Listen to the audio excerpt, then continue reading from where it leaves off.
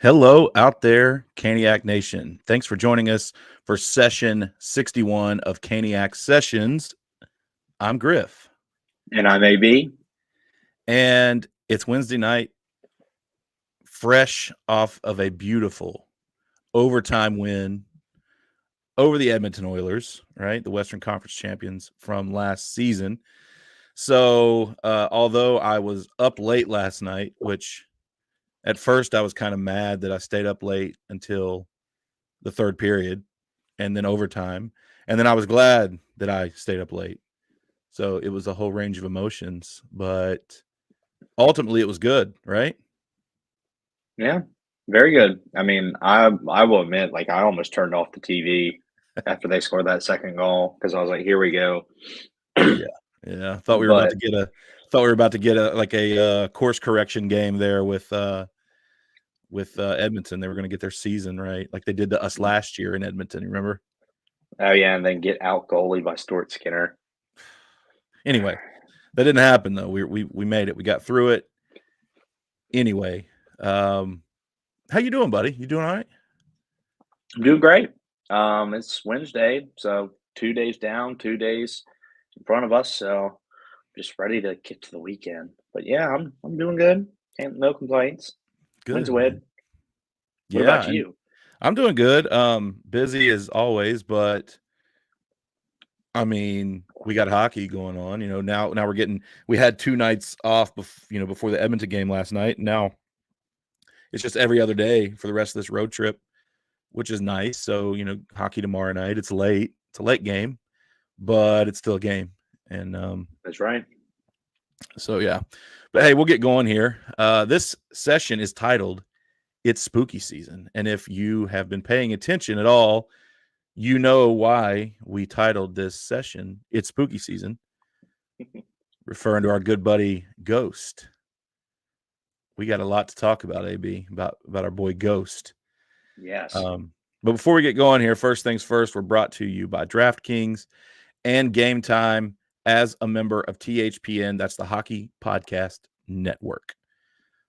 We will get to our great sponsors here shortly, but THPN is a network consisting of podcasts and shows from all over the hockey landscape: NHL, AHL, ECHL, the WPHL, you name it, we've got it. So check out the website, check out their X, Instagram, TikTok, all that good stuff at HockeyPodNet.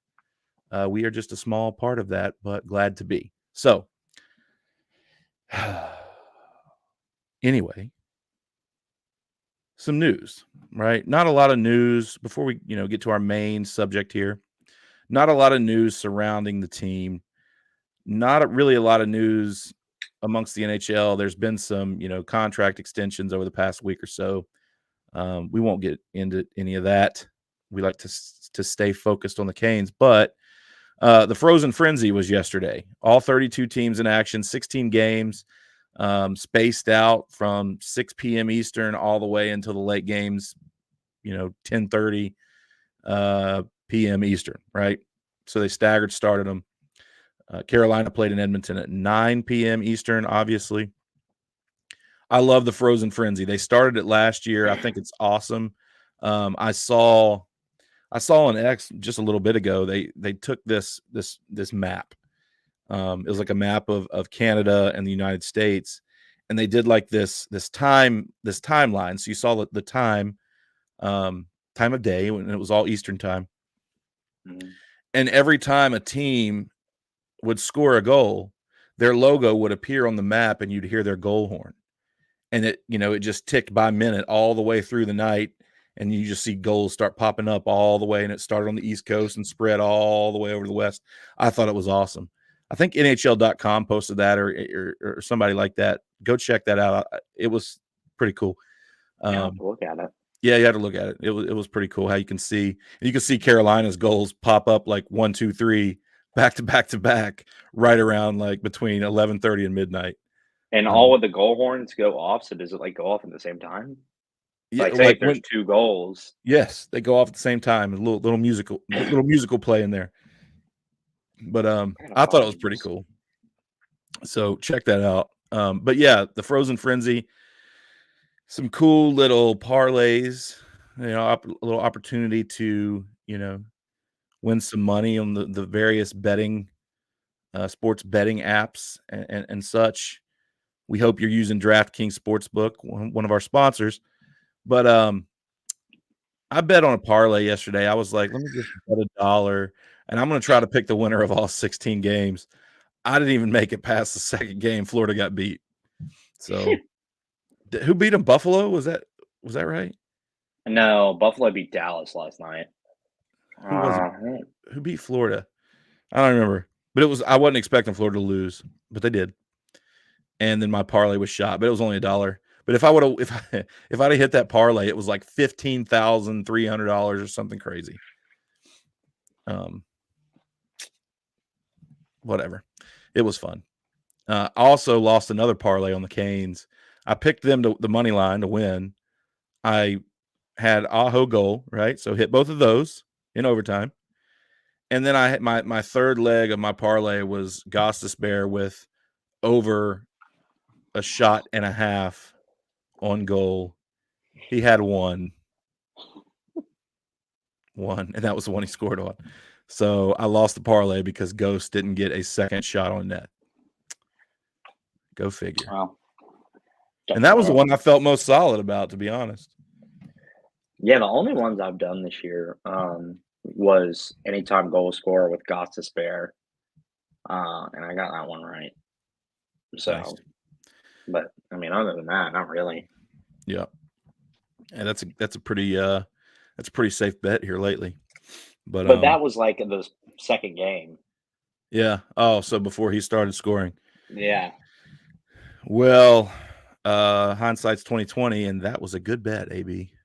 It was. So, but really not a lot of news surrounding the team. I know we called up Ty Smith from Chicago to come and join us on the road trip, just as a seventh defenseman. The reassignment of Jackson Blake to the minors and back up to the NHL as paper moves has been happening. It happened once on this road trip, but they are just trying to maximize their deadline cap space with that. So a little bit of prospect talk here, though. The Wolves were in action over the weekend. They had back-to-backs with Hershey. They split that series with Hershey. They won the first game in overtime and lost the second one 5-0. But a little bit of growing pains for the Wolves. There are a lot of new guys that are learning to play together for the first time. A lot of young guys. They're going to figure it out, and I expect them to be very good. But Scott Morrow's been impressing. So he had that game-winning goal against Hershey this weekend, and he's been drawing some national attention too. There was an article on him this morning on AHL.com talking about his development and his time in college and being drafted and all that good stuff. So check that out if you haven't. But have you been following the Wolves at all, AB? I saw Morrow have that overtime winner, but I've seen that he's been doing well. And then, of course, the only thing I've seen besides that from the Wolves is their owner. Oh yeah, we talked about that last week. So that's pretty much it. But yeah, Scott Morrow is probably gonna be a top 4 defenseman for a very long time in his career. Yep, future is bright with him for sure. All right, so not a lot of news surrounding the team. Really, we're season's kind of just getting underway. I think it's been a good start for the most part for the Canes. They're 3-2 through 5 games. We know the first game against Tampa was kind of a bummer, but really, I mean, it wasn't too bad. I mean, for me, that was a 2-1 game, 2 empty netters at the end, whatever. But since then, you kind of feel like they've been playing pretty well. Mm-hmm. I mean, we're going to recap these games here, but Pittsburgh was a great game. Then they went to St. Louis and they played fine.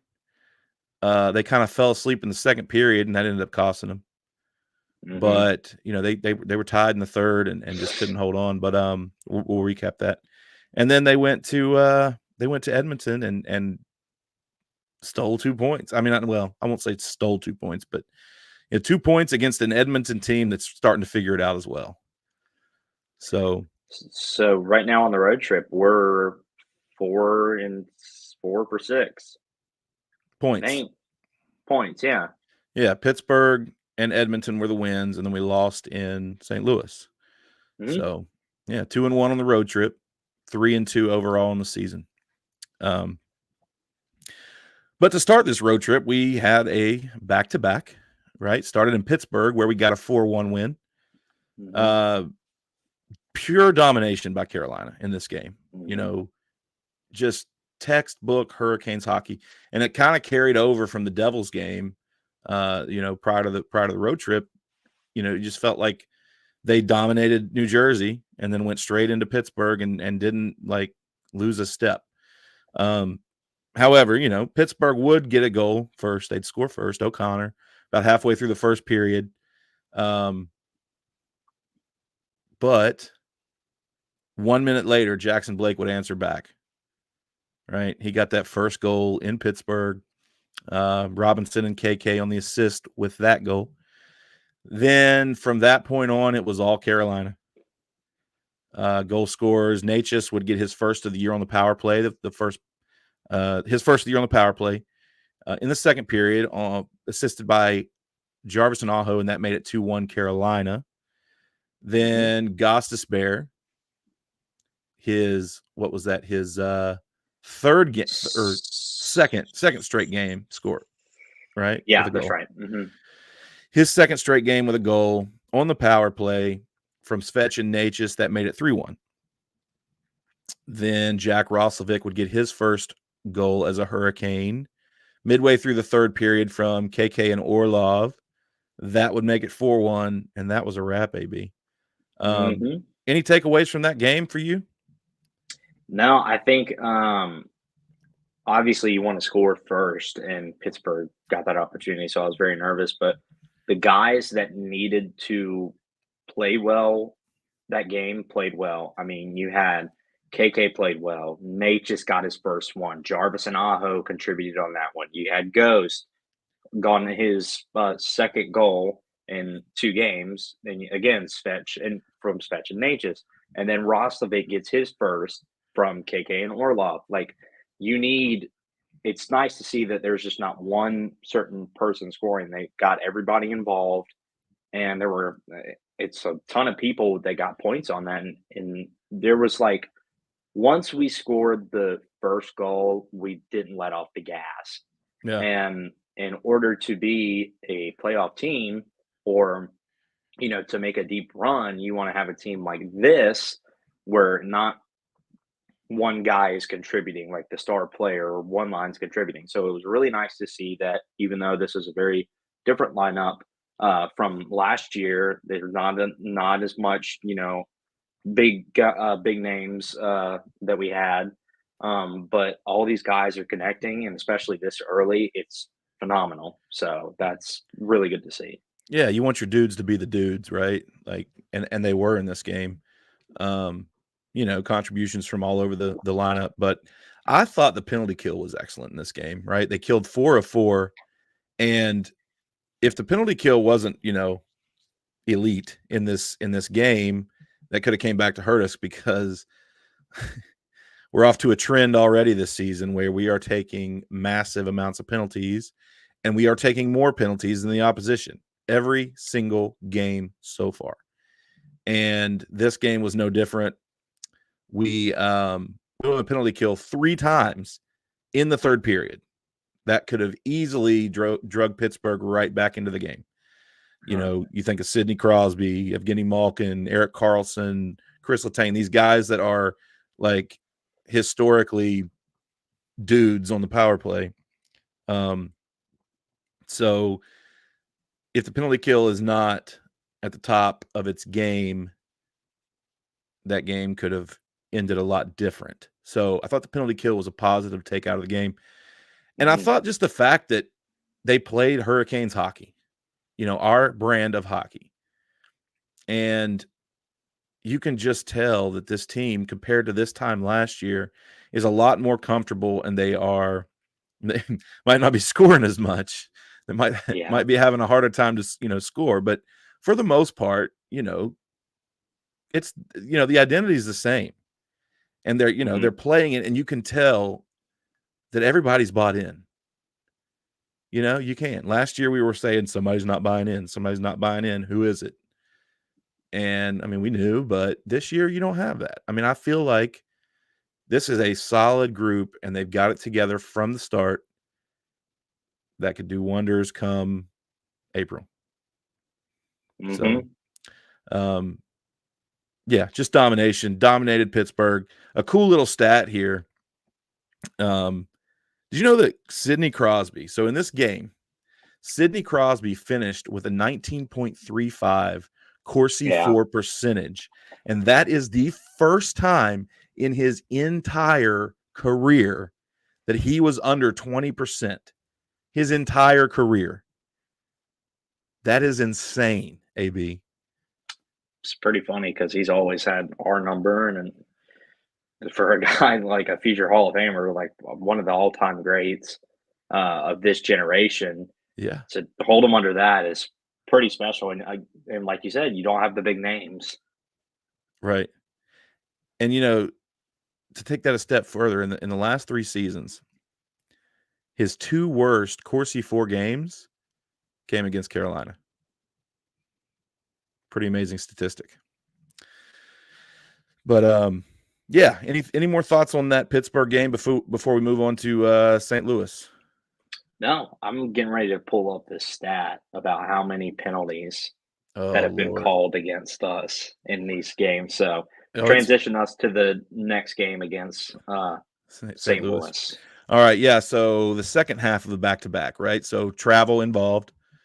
Played Pittsburgh, jumped on a plane, flew to St. Louis, and you're right back at it the next night. However, Carolina would start on time. They had a very strong first period, very dominant first period, I thought. Svetch would open the scoring just a minute 21 into the game, assisted by Aho and Jarvis. But the problem with that first period, as dominant as Carolina was, and the fact that they got the only goal in the period, they should have had more. Chance after chance after chance that they couldn't figure it out. They couldn't finish. They couldn't find the back of the net.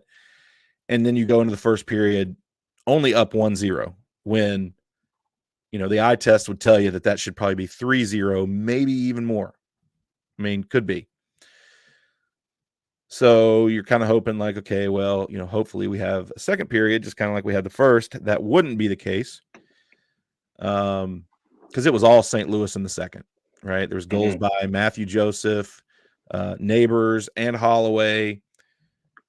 The second period would end, the Canes down 3-1. And then you're just left sitting there, like, what just happened? And so you go to the second intermission, you come back out saying, please figure out this third period. Like, let's get back into this game. And they would. They would crawl their way back into the game, started by a power play goal by Shayne Gostisbehere, his 3rd goal in 3 consecutive games, assisted by Aho and Svetch. That made it 3-2. Then Jack Roslovic, his 2nd goal in as many games. He would score just a minute later from Drury and Slavin. That would tie the game at 3. That was early in the 3rd. But then just a little bit later, not a lot of time, maybe just over a minute, Kapanen would score the game winner. And that was it, right? So the rest of the third period, we couldn't find the tying score. We pulled the goalie, still couldn't. Game ends 4-3 St. Louis.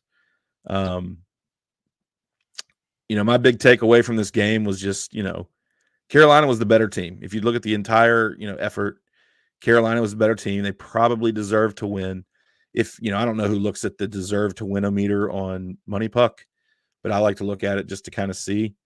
I think it's funny. But Carolina was like 67% on the deserve to win-o-meter. So if that tells you anything, I don't know, take it for what it is. But again, here we go. This trend with Carolina taking a ton of penalties. Do you have that stat for us? So in the 5 games that we've played, the Carolina Hurricanes have taken 26 penalties. Penalties assessed. Yes, 26. Okay, what about the other way? I think it's So around we've gone on the penalty 16 or something like that. So 26 to 16. Something around there. I don't know the exact number, but I know 26 is how many penalties have been called against us. That's a ton. Yeah. That's averaging just over 5 penalties per game.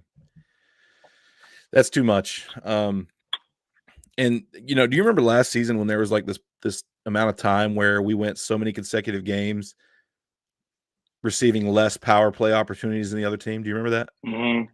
And you know what? You know what's funny too? A lot of our power plays that we've been on so far this season have been cut short due to us taking a penalty on the power play. It's absolutely insane. And a lot of them are legitimate penalties. I'm not saying that every call is bad, but I can remember a couple off the top of my head. Like last night, there was one that was awful. Rod's going nuts at the ref. And the game before, there's a bad call. I mean, there's a couple that are just make you like, what in the world? But we can't get that benefit of a doubt on the other side. Mm-hmm. Anything close, we get called for. But if it's the other way, anything close, we don't. And that's been a trend with Carolina for a long time. And this is not just like bias. There have been articles written about this phenomenon. Do you remember? Oh, I remember. And there was one even against Edmonton, and Tripp said it in the broadcast. Thank God it wasn't called a penalty because we ended up, getting the game winning. Right. Connor McDavid clearly held Marty Necas, and like the ref was standing right in front of him, and his arm was like this around him. Yeah. And he just watched and nothing happened. But no, I haven't seen the articles, but yes, it's been a phenomenon for many years. There was an article last season. I recall, where somebody went in and like dove into this and, pulled out all these statistics and things. And yeah, I mean, it was like, I'm not saying there's like some conspiracy against the Canes, but like, it's something, some kind of unconscious parlay.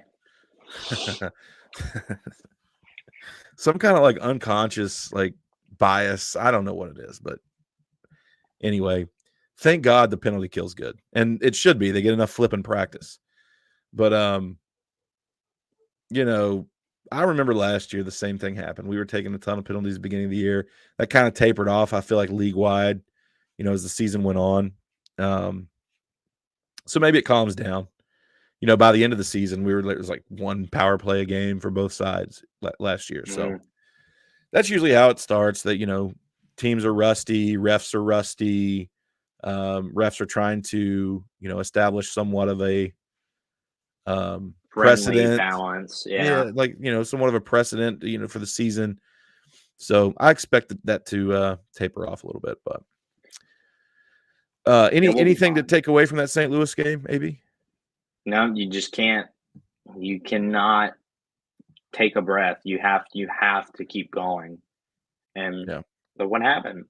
And then Roslovic tied the game, and then a minute later, there it goes. Poof. Yep. So keep your foot on the gas. That's going to be a reoccurring thing for me to say, because you slack off against professionals, that's what's going to happen. That's also a trend with the Canes, I feel like, especially last season. We would score, we would tie, or we'd take the lead, and we'd give it right back. And let them sit around, yeah. I was worried that was going to happen last night. After we tied the game in the third, I was like... Whenever Connor McDavid's on the ice, I'm on the edge of my seat. Yeah, absolutely. So speaking of that game, last night, Carolina would leave Edmonton with a 3-2 overtime win. Connor McDavid would score twice early, right? Once in the first and once on the power play in the second. I was kind of expecting I was like, okay, we're going to see a McDavid hat trick tonight. This is going to get ugly, blah, blah, blah, right? Like we thought the worst. But we kind of, Carolina hung in there, right? We made enough plays. We kept getting tons of chances, but it felt like we just never going to score.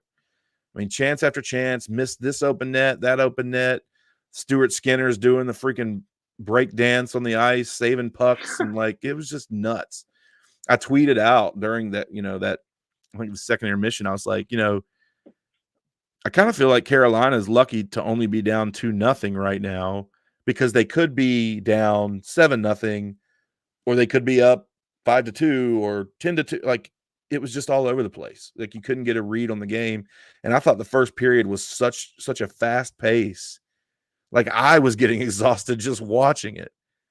And I was like, man, they seem overwhelmed. Carolina seems overwhelmed at the pace of this game. Yeah, I literally sent you. Brandon said he feels good about it tonight, and I said, well, we're either going to see the struggling Oilers or we're going to see the playoff Oilers. And once that first goal went in and that first period happened, I was like, I think this is not going to go over very well. That was kind of my feelings too, but that's not what happened. So that's right. So yeah, we talked about that second goal McDavid had. That was on the power play. That was the power play where Rod was going nuts on the bench over the call, and of course that's the one that they get the goal on. But yeah, Carolina had plenty of chances. They missed plenty of open nets. The saves by both goalies were good last night. I thought that both goalies kept their respective teams in the game. I thought Freddie was great. The second goal, I thought, the stuff chance where McDavid just kind of like stuffed it under his pad and in, he probably could have saved that. The first one you could not. I'll tell you that right now. Yeah, the first one just McDavid being McDavid. I mean, this is what it is. Rocket. He could have had the second one, but it goes in. And he would make up for it as the night went on because he made some saves during that game that he had no business making. And especially on the power play. Yeah, the power play. And then also the defense, right? Brent Burns, I remember kind of scraped a puck off of the goal line into the side of the net. That that could have easily went in, but didn't. So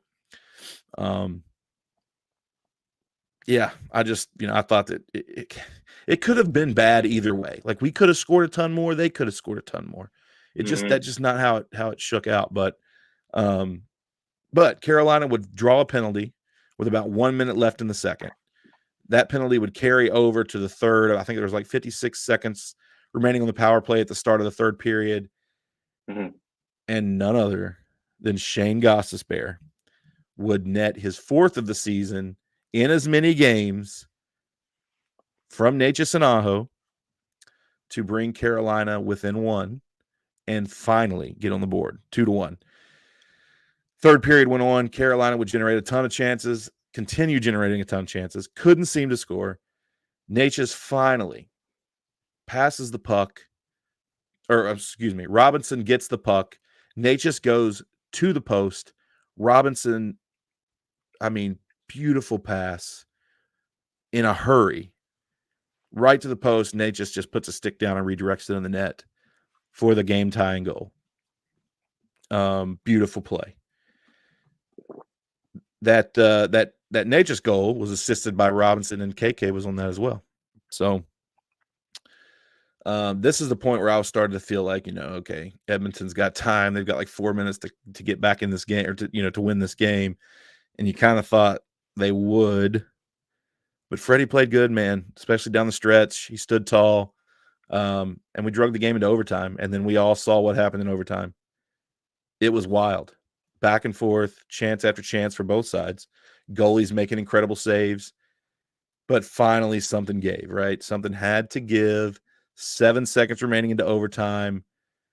Our boy Shayne Gostisbehere making things happen, chases a puck up the wall, digs it off the boards. Just a little like, I told somebody it was almost like a little like a It's chip. almost like it was off a little ramp. Yeah, like a chip off the edge of the green, like just a little chip up on the green, and it between two defenders. Natchez does a great job of getting it on his stick, controlling it over to Aho. Aho buries it. 7 seconds left. That's the game. Mm-hmm.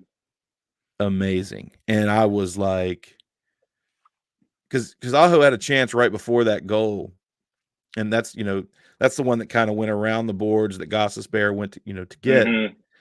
And I remember when we missed that shot, I was like, oh man, we're going to go to a shootout. We're not going to beat Edmonton in a shootout. I mean, unless the goalies decide it. But then that puck went in, and I was like, thank God. So, yeah, that Aho goal assisted by Natchez and Gostisbehere. Just a sick sequence. Amazing. Completed the comeback, got the win 3-2. And listen to this stat. If you just want to hear about, if this is the best way I can put how amazing Freddie was. Okay. So he had 14 inner slot saves. That's the space between the goal and the slot, like inside, right? Mm-hmm. 14 saves. That is tied for the most by any goaltender in any game this season. That's tied with Lucas Dostal from Anaheim, who had a similar game. Amazing. Just Freddie was great. So, any takeaways from this game, AB? Well, that the boys battled, and the only way to win games like that is to battle. And like you said, going into overtime, I was pretty worried. But let me tell you something. I'll just point this out too. Brent Burns is not showing his age because he was on McDavid for points of that overtime period where he would just swipe the puck away from him or couldn't get past him. Brent Yeah, Burns played a very, very good game. I just wanted to put that in there. absolutely. And Ghost, being Ghost, spooky. But yeah, and just put the overtime goal on repeat. Just keep watching it and watching it and watching it. It's just tic-tac-toe. Masterpiece. But yeah, that was a great way to come from behind and get a big win on the road. And now you look to the next challenge. But yeah, I thought Freddie played great. Burns, I thought he played great. And then goes to Aho, Natchez, and Robinson. He's really surprised me this year. So I'm really happy that he's on our team, and he's been playing really well. And he played well to help set up that goal from Natchez to tie it. I was in an argument on X today with somebody about Robinson. When are you not? Fair. Somebody was going in about Robinson, saying get him off the ice. Where's Lemieux? This and that. And I just felt like I had to say something because I thought Robinson's been good. He does what we brought him here to do. Just because he's not on the score sheet, you got to look away from the puck with that guy, not necessarily on the score sheet. But if you want to see that, go to our X page. But anyway, a couple comments here before we get going. We've got B with us. What's up, B? I don't know what B stands for, but we'll go with it. He said, I started Ghost, Natchez, Aho, and Freddie on my fantasy team yesterday. Okay. Solid. Well, then, I mean, yeah. Natchez had 3 points. Natchez had 3 points. Aho had 2. Freddie made a ton of saves, and Ghost had a goal and an assist. Yeah. Awesome. B also says, what is up with starting Stahl, Burns, and Slavin in overtime all the time? Is that the right decision? Can I take this? Yes. Let me take it, or you want to take it? No, you take it. I don't care. I'd say it's the right decision. Here's the theory. So you put Stahl, Burns, and Slavin out there. Slavin and Burns are obviously our top defensive pair. They play together all the time. Did I say Burns and Slavin? Yeah. And it's, Slavin's our best defender. Stahl is our best face-off guy. So the theory is you put those three on the ice together to start overtime. Jordan Stahl gives you the best chance of winning that opening face-off in overtime. overtime is all about controlling the puck. If the other team doesn't possess the puck, they can't score the game-winning goal. If you do, if you possess the puck, then you get the chance to, take a shot. So the theory is Stahl goes out there and he wins that overtime opening faceoff, passes the puck off, and immediately changes, off the ice. And then Burns and Slavin usually rotate off the ice as well. Then you get your dudes out there, the Ahos and the Natchases of the world. And then if you lose the faceoff, you've got your three best defenders out there to try to, Jordan Stahl's your best forechecker. Slavin's your best guy with, with his stick and puck separation and, takeaways. Burns is second on the team this year in takeaways right now. So, you've got your guys out there to possess the puck. Once you possess the puck, that's when you change out and you get your speed and your goal scores on the ice. So I would say that is the right decision for that reason. You get, if you get possession of the puck, great. If not, then you got your dudes out there to defend. So that's my take on it. AB? That was beautiful. I don't even have to comment. That was beautiful. That was beautiful. I appreciate that. I appreciate it. All right. We got another comment here. We got Smokey. What's up, Smokey? I like the name. He said, last night, Adam Gold said Burns had a sport hernia in the playoffs. Yes, and that's on our list to talk about. I didn't know that. Yeah, we've got that buried down here. We're gonna get to that here in just a little bit. We'll discuss it. So hang around, Smokey, and we will talk about it. However, real quick, we're gonna get to our ad reads. But so far this season, I just wanted to cover the point leaders so far for the Canes. Okay. Shayne Gostisbehere leads the team in goals currently with 4. He is a point per game right now with 5 points. Our leaders in assists, Sebastian Aho has 4, Natchez has 4, and KK has 4. Our points leaders, Nothing. Our points leaders are Sebastian Aho and Martin Natchez, both with 6. They are over a point per game, so that's good. That's a good thing to see. AB. Mm-hmm. I heard Corey Lavalette say today that a sign of a good player is having, leading the team in points, and you haven't even really been playing that well. So I would agree with that. That's true. Yeah. So real quick, we got some stuff to talk about. Gostisbehere. We're going to talk about Brent Burns, the goalies, and then preview the remaining games on this road trip. Won't take long. But before we do that, we're going to take a quick break and hear from our sponsors.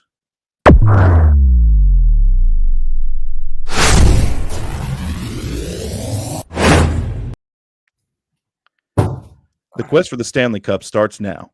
The puck's dropping on the 24-25 season. Get in on all the action at DraftKings Sportsbook, an official sports betting partner of the NHL.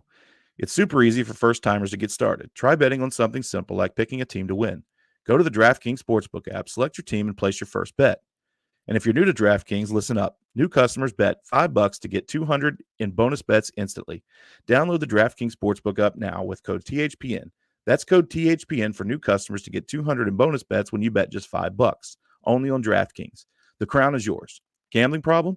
Call 1-800-GAMBLER. In New York, call 877-8-HOPE-NY or text HOPE-NY 467-369. In Connecticut, help is available for problem gambling. Call 888-789-7777 or visit ccpg.org. Please play responsibly on behalf of Boot Hill Casino and Resort in Kansas. 21 plus age varies by jurisdiction. Void in Ontario. Bonus bets expire 168 hours after issuance. For additional terms and responsible gaming resources, see dkng.co/ice. Copyright NHL 2024. All rights reserved.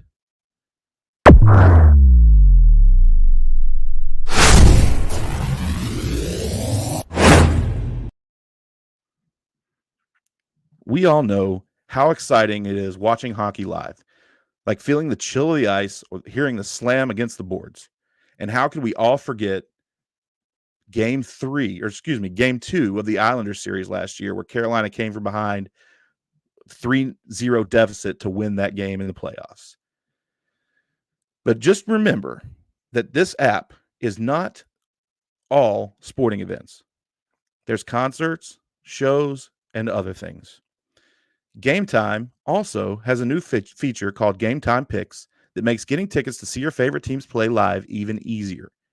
Gametime Picks filters out the fluff to show you only incredible deals on great seats, so you don't have to waste time searching through thousands of tickets. My personal experience with Gametime is second to none. I love the app. I love finding the super deal, seeing how good it is, and checking out all the other tiers of deals as well. You can also use the customize your spot feature, right? So Gametime Picks makes it easier to save more on sports, concerts, comedy, theater, etc. There's all-in pricing. Toggling this feature shows you the total up front with no surprise fees at checkout. And then there's the Gametime ticket coverage. Your purchase is covered with the most flexible customer service policy in the ticketing industry. And if you don't get the lowest price, Gametime will credit you 110% of the difference. Take the guesswork out of buying tickets with Gametime Picks. Download the Gametime app, create an account, and use code THPN for $20 off your first purchase. Terms apply. Again, create an account and redeem code THPN for $20 off. Download Gametime today. What time is it? Game time.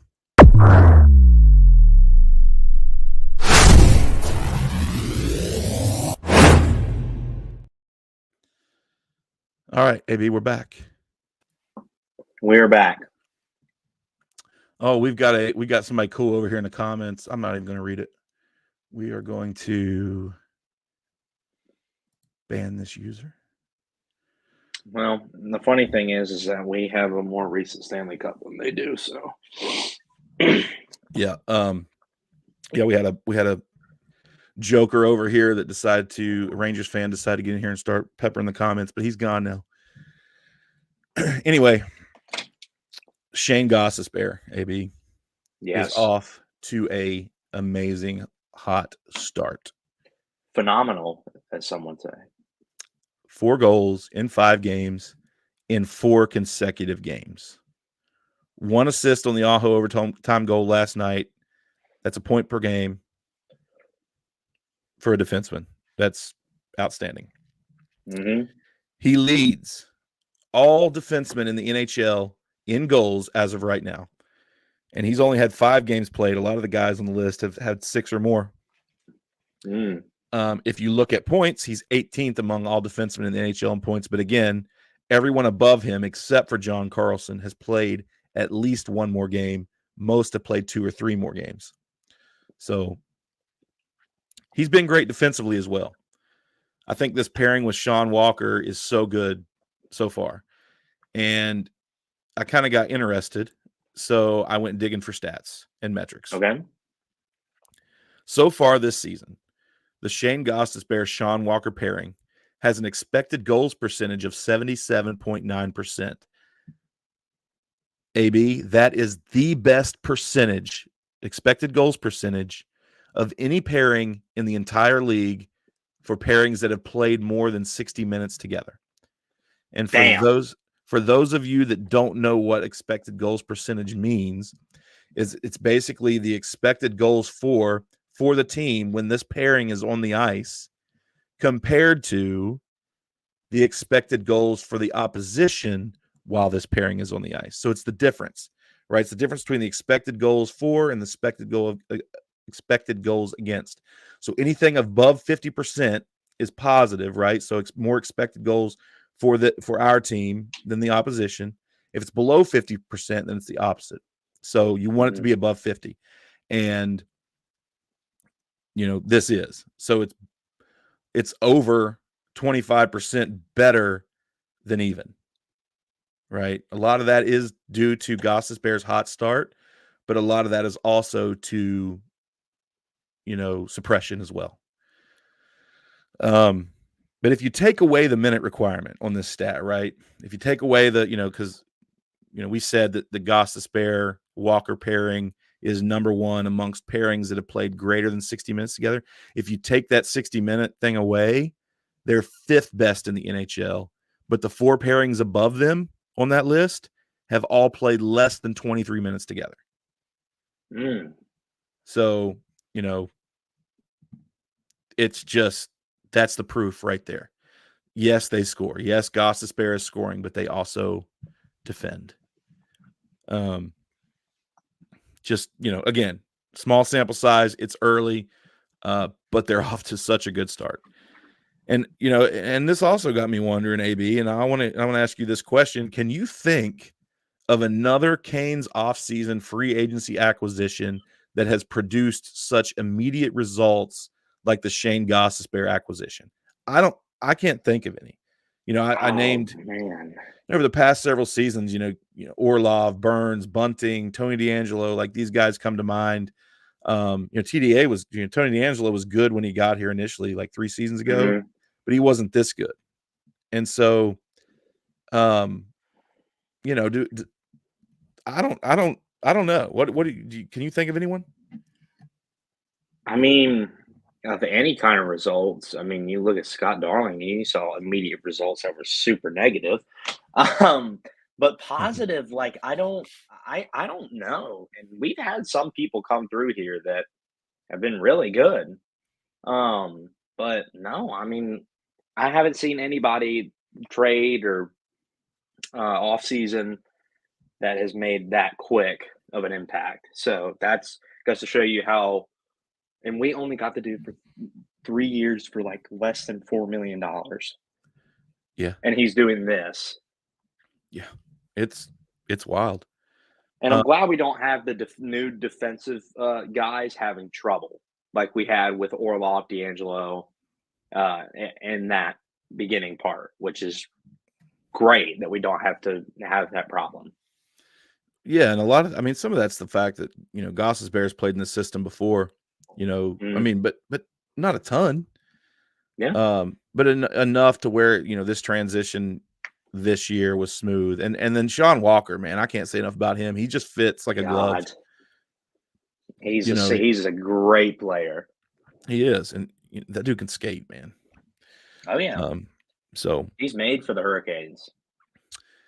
Yeah. So Gostisbehere off to a hot start, a little hotter than I expected. I knew he was going to be good. I thought they would I thought they would produce more than the Shea Pesci pair, which they are. At this point in the season, we'll see. And he's going to. He's going to cool off. He will. He's not going to score at this pace all year, but while he is, it's fun to watch. And how long?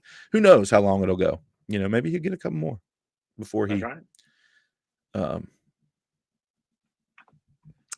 Henny, Darling. Oh, we got a little trollster in here. Sorry, I can take care of the troll. Winning games in the third round. Is it for the Canes? No.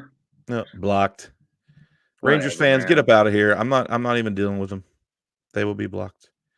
Y'all are in misery just as much as we are.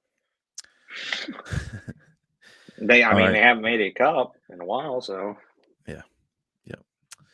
All right, so a couple things. You brought this up, and so did Smokey in the comments.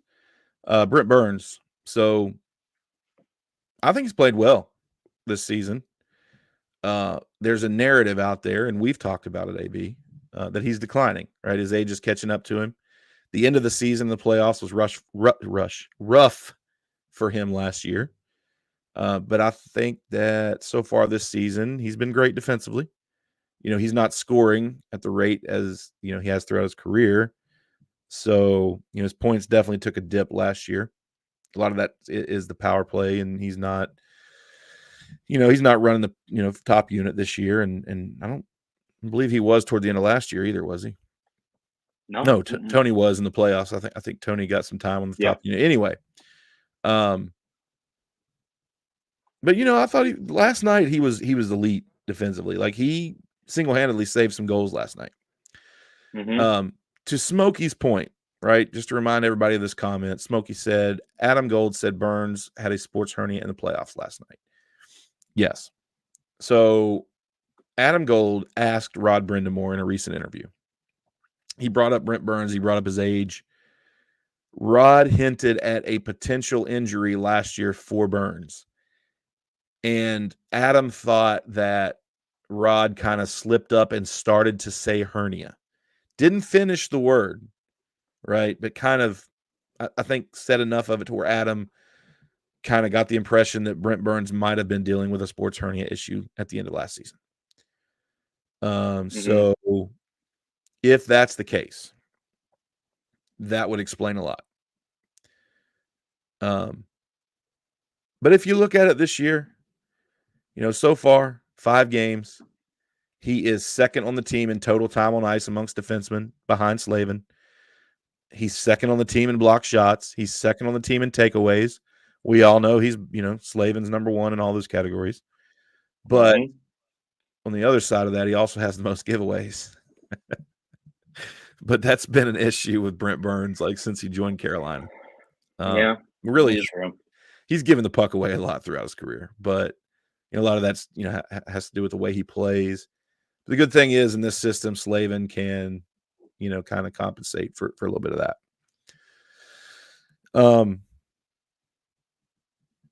But I mean, I think he's fine. All in all, I don't think it's time to write him off yet. I think he's been good defensively, especially last night. Like we said, we'll see how the season progresses. We'll see if his offense picks up and that shot returns. But again, I was listening to an interview with Corey Lavalette today, and he said that the Hurricanes' approach to Brent Burns this season is like, I hope my car can make it through the winter. Yeah, that's true. So that's pretty good. Yeah, that was funny. That's a pretty good one. Your take on the alpha male of our species? Well, of course, I love the alpha male of our species. Yeah, but that kind of explains a lot why his playoffs were not as good compared to the year before. Yeah, the hernia is no joke, and I can't imagine how much pain you could be in. But he's alpha male of our species, so that's just like a little prick on the finger. Yeah, I'm just glad to see that he's still able to play at the highest level. Do I expect that to be that way for the next 3 years? Probably not. Again, I love the dude. He's great. He's been great so far. He just needs to get the offense going. And I think he had a slow start with his offense last year too, if I'm not mistaken. So he needs to get back in it, and also recovering from an injury like that is definitely something where you have to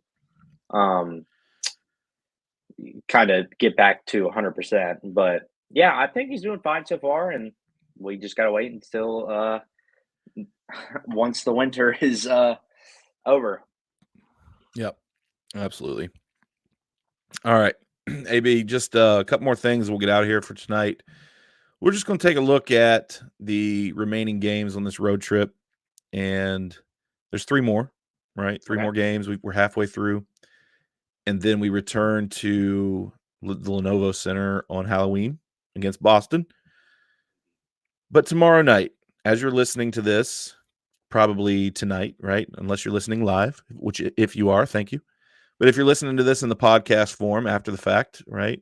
Tonight, against Calgary, at Calgary. It's a 9 p.m. puck drop. And Calgary's kind of off to a good start, AB. They have yet to lose in regulation. They're 5-0-1 so far. But if you dig a little bit deeper, they've won at Vancouver, Philadelphia, at Edmonton, Chicago, and Pittsburgh. Vancouver has goalie issues.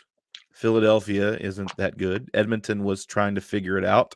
And then we know what Chicago and Pittsburgh are. So if you read a little bit deeper, maybe you expect Calgary to kind of fizzle out. We'll see. They also lost in overtime at Seattle. So not too bad of a workload yet. Hopefully that changes when Carolina rolls into town tomorrow night. Their goaltenders, Vladar and Wolf, right? They've split the games even. Wolf played the last game, so if the current trend continues, I expect we'll see Vladar tomorrow night in net. And if you have to pick a goalie for Calgary to play against, it's probably Vladar. So he's been the the worst of the two this season to this point. Wolf has a 2.3 goals against per game with a 936 save percentage compared to Vladar's 2.63 goals against per game and an 890 save percentage. So, who knows? Maybe they go with Wolf because Carolina's a little better team than they've played up to this point. Or maybe they stick with their rotation and go to Vladar. We'll find out in the morning. Yep. But so far, Rasmus Andersson leads their team in points, goals, and assists. So Calgary is getting plenty of contribution from their blue line, just like Carolina. So hopefully the trend continues and Carolina plays like they have on this road trip, improves their finishing a little bit. And there should be no reason we can't leave Calgary with a win. Yep. Be very big. So hopefully their 5-0-1 start is a fluke. We'll see. We got another comment from B. He says, I can't believe Ghost is going to score 82 goals this season. He's going to crush Paul Coffey's 48-goal record for defenseman. Screen cap this. That would score every game. Yeah, that's. Oh, B, I don't know, man. What you look? Well, hey, he didn't score the first game. Well, yeah, he just had to get two and one. Maybe just get a hat trick, a couple hat tricks, and then then we'll be all right if he goes scoreless a couple games. Yep. Anyway, then we have Friday off, and then Saturday, Carolina is in Seattle for a 10 p.m. puck drop. Oh boy! Currently, Seattle's off to a not a bad start. They're 4-3-0 so far with wins at Minnesota, at Nashville, against Philadelphia and Calgary. Mm-hmm. They have losses to St. Louis, at Dallas, and Colorado. So I feel like Seattle has beat the teams that they probably should, and they've lost to the teams that they probably should. St. Louis, Dallas, Colorado, I feel like a little bit better than Seattle. Minnesota, Nashville, Philly, and Calgary, maybe not so much. So I think Seattle is what we think they are. So they will play Winnipeg tomorrow at the same time we're playing Calgary. So keep that in mind. Their record will not be 4-3-0 when we meet them Saturday. That does feel like a trap game, though.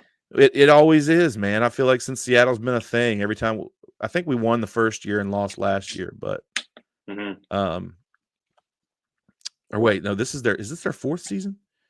I think it is. I think it's their fourth. It's their third, I think. They didn't because they debuted after COVID. This is their fourth season because they missed the playoffs in year one. They made the playoffs year two, and they missed the playoffs last year. Yeah, that's right. This is year 4.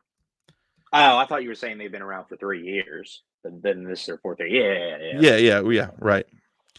Yeah, we're talking about the same thing. We just said it different. So Seattle's goaltenders, Philip Grubauer and Decord. I don't remember his first name off the top of my head. Joey? Is it Joey Decord? Anyway. Yeah. They're both playing right now, right? So they're both getting games. Decord has been the better of the two so far. He's 3-0-0 in 3 games played so far. He's got a 2.6 goals against average and a 914 save percentage. That's compared to Grubauer's 1-3 record in 4 games, 3.1 goals against average, and an 881 save percentage. God bless him. Not sure who we'll see. A lot depends on a lot of things could happen between now and Saturday. Jared McCann leads their team in points with 9.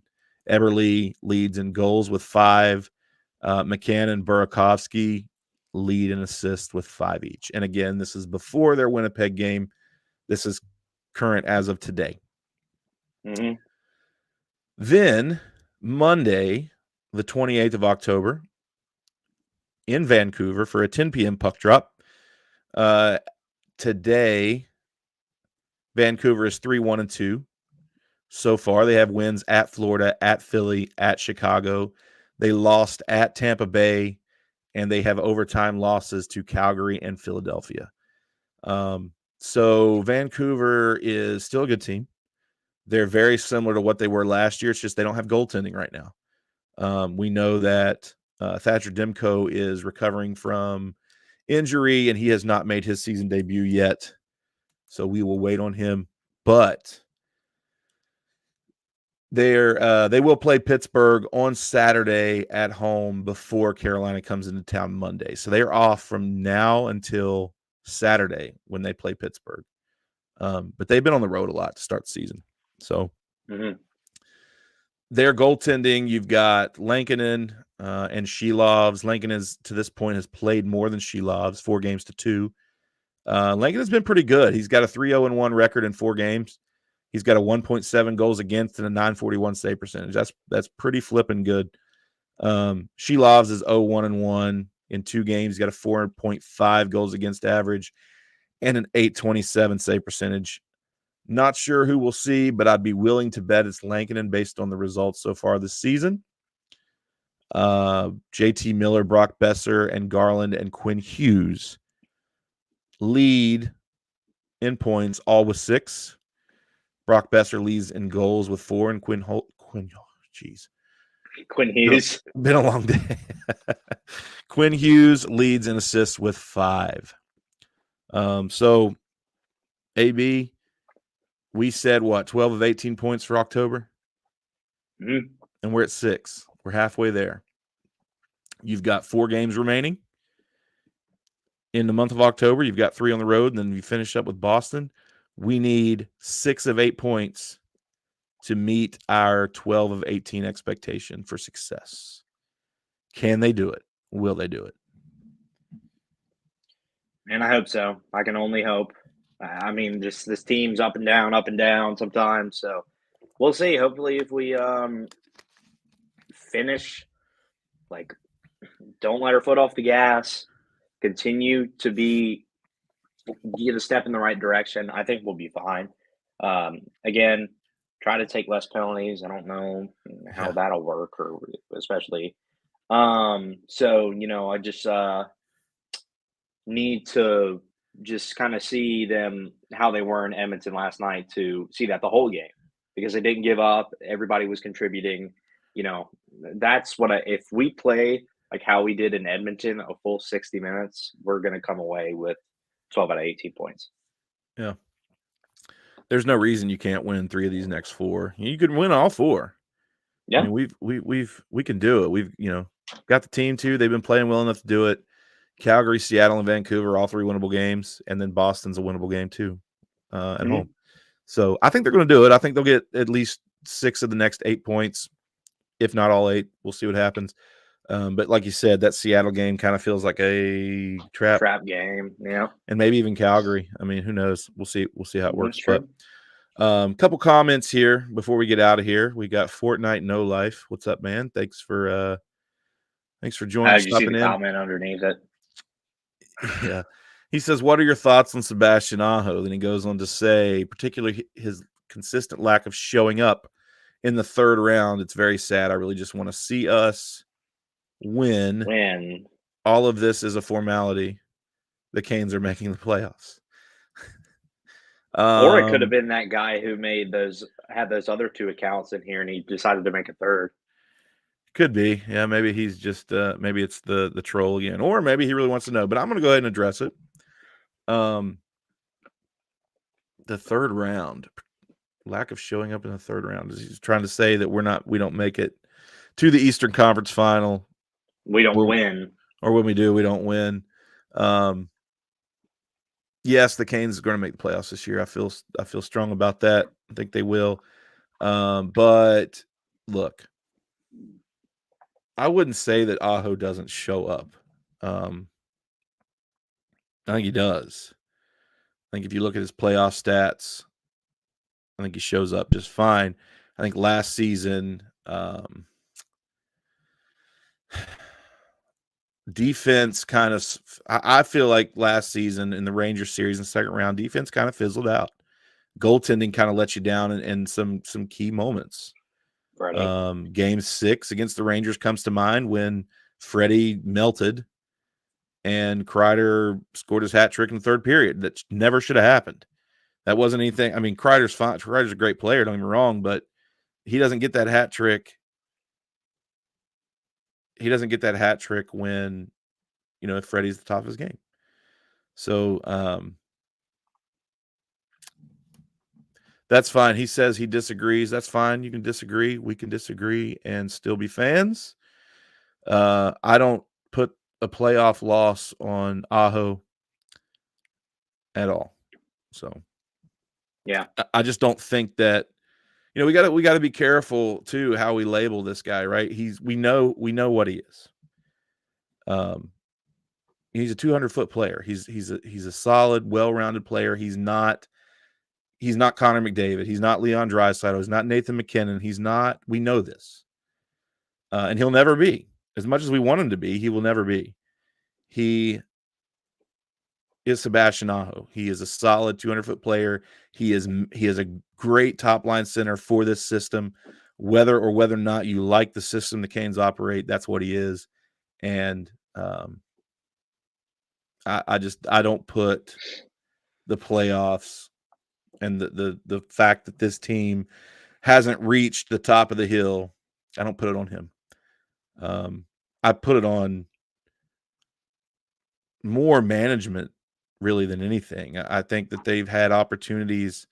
I mean, last season they went all in, right? And then it happened. We didn't make it. But years prior to that, when you felt like we had a team that could really make a run and win, I don't think we did enough at the deadline to kind of push ourselves over the top. And we just haven't had bracket luck. Yeah. I mean, to be honest, we've been like the division winner and we still draw these like look, we beat Boston 3 years ago, lost to the Red Hot Rangers in the second round. Then you make it to the Eastern Conference final, and then you meet Florida. Yeah, you meet a Florida team that barely squeaked into the playoffs, but then go on this miraculous run all the way to the Cup final, but lose. And then last season, the Rangers again. I don't know. If you look at like the other side of the bracket, I don't know. That's just my thing. I'm not saying that I'm not trying. Look, at the end of the day, they didn't get to where they needed to be. But anyway, any thoughts on that, AB, before we get out of here? Fortnite Note Life, thanks for the commentary. I appreciate it. That's all I got on that, AB. No, that's pretty much it. I'll take us out. Let's do it. Thank you so much for listening and watching session 61 of Caniac Sessions. It is indeed spooky season. If you're watching this on YouTube, please like, comment, subscribe, turn on the notification bell so you don't miss anything, and just comment what you want to see. Leave us a review. Tell us what you like, what you don't like, and do the same thing on all podcast platforms, whether that's Apple Podcasts, whether that's Spotify or Amazon Podcast. Just leave us an honest review. Tell us what we're doing wrong. It helps us a lot so we can do better and know what the fans want to hear about. You can follow us on all social media, X, Instagram, Facebook, and TikTok at Caniac Sessions. And if you want to keep up with Griff personally, you can keep up with him on X at M_Griff10. If you want to keep up with me on X personally, you can follow me at AB Caniac Session. Thank you so much for listening and watching session 61, and we will see you in session 62. Bye.